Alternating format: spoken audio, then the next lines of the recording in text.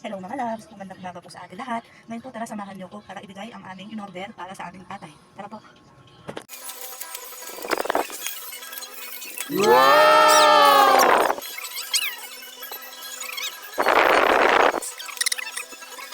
Titimpla ko na po siya ng barley. Ayan, gusto daw po kasi niya to.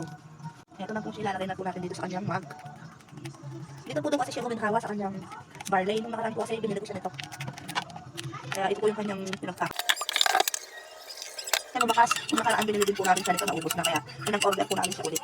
Maraming salamat po pala sa mga nag-recommenda dito sa barley. Ayan. Dito man daw po pala siya medyo guminhawa yung kanyang pakiramdam.